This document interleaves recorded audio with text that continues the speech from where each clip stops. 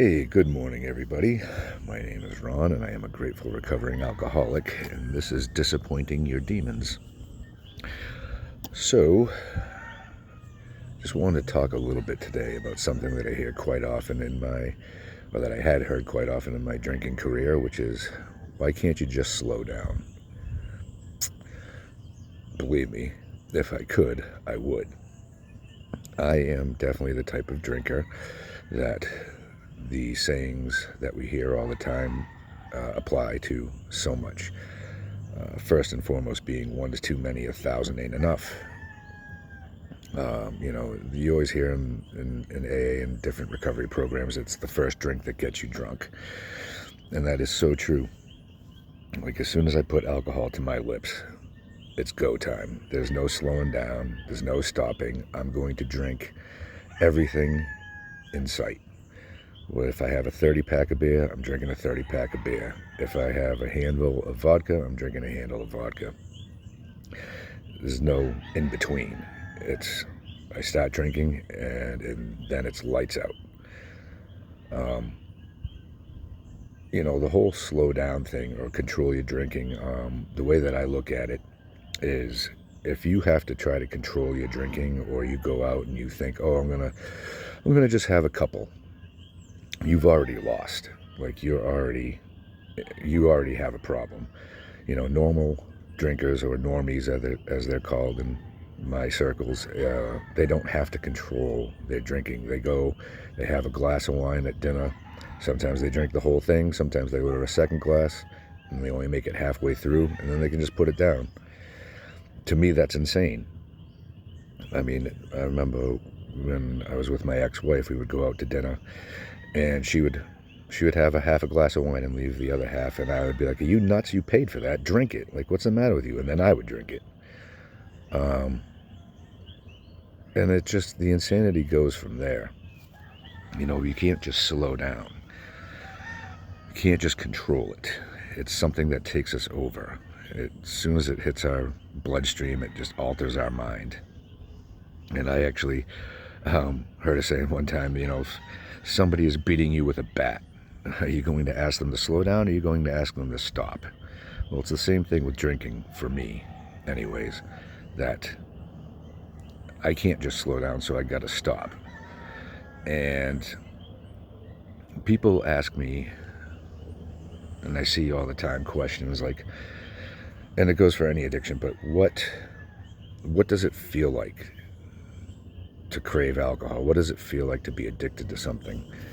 And I didn't ever really have a good explanation for what it felt like. It was just like, I need it, I want it. It's all like, that's really it.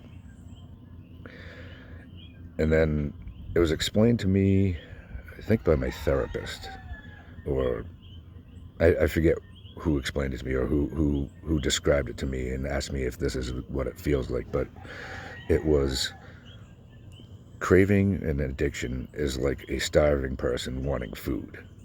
At first it's like a little bit of a hunger pang. I'm like, I could eat, and then it turns into, well, I'm hungry. I should, I'm going to get lunch. And then you start thinking about wanting lunch. And then it turns into, like, God, I need this. Like, right now, I'm literally like I just cannot stop thinking about anything else other than having a drink. And it's, again, similar to a starving person wanting food, It's just the best way that I can describe it. And until that hunger, until that craving is satisfied, nothing else matters to you in your life, in your brain. Not your family, not your friends, not your job, nothing, until you satisfy that itch, until you satisfy that hunger for your drug of choice. And you will do anything to get it. You always think of the alcoholic as the bum on the street with the bottle wrapped in a brown paper bag, maybe knocking off a liquor store, or sneaking into a grocery store and stealing a fifth of whatever. But that's not what all alcoholics look like. You know, they look like me. They look like your next door neighbor. And you just never know. And that craving and that desire will just take you down such dark paths. And again, you do anything to get it. And I guess on top of that too, you know, when somebody asks you to just slow down or you try to control your drinking, you're immediately not having a good time as an alcoholic. You're already, you know, being shackled, or you're already being, you know, cut off at the knees. You go out and you're constantly just thinking, okay, you know, I'm going to sip this drink and I'm not going to get too wild, or, you know, I'm going to just take it easy. And, you know, oh God, I'm not having, look at everybody else. They're getting drunk and I have to sit here and sip on my cocktail and make sure I don't get out of control. And then you're grumpy, and then you're ruining everybody else's time that you're with, because you start acting like an asshole or whatever. And then there's that time that you go out and you're still trying to control your drinking, and then you just say, fuck it, I don't care. And then you go on an even worse tear that night, and you get black out, and you get sloppy, and you get fall down drunk. And then you wake up the next morning and you go, oh, fuck, I did it again. And your wife or your girlfriend or whoever's mad at you, you have a million people to apologize to because you just acted like an ass. So, I mean, it's not always like that. Sometimes you do manage to have a good time and not, you know, cause too much destruction. Or sometimes you're like me and you cause a riot in Southie because you're Italian and the other kid was Irish and you started making fun of the Irish. That's never a good time for anybody.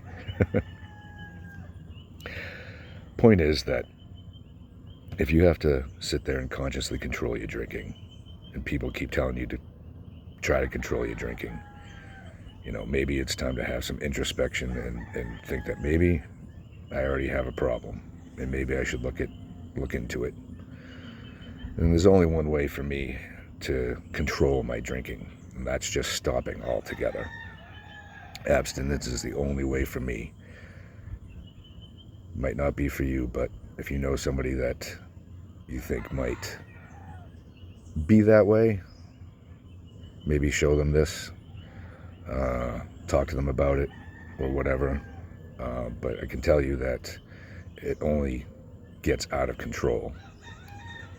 You know, alcohol, for an addict or an alcoholic, you don't control the alcohol controls you. It just sinks its claws into you and tells you exactly what it wants you to do, not the other way around. I do apologize for not publishing this video sooner, and also I'm pretty tired. My oldest daughter just had a baby, so I am a grandfather. It's crazy, but you know what? Through abstinence and through being sober, I was able to be there mentally and physically for it, whereas if I was still using or intoxicated, I would not have been invited to participate in anything. And that is truly a blessing of my not drinking and my staying sober. So if you could please hit the like and subscribe button, comment if this pertains to you or any of your thoughts on it, please. It would really help out the channel. I am just trying to get this message out to anybody and everybody, and really want to just save somebody's life. So with that being said, thank you for watching.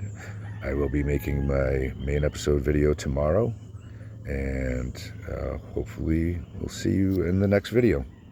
Thanks.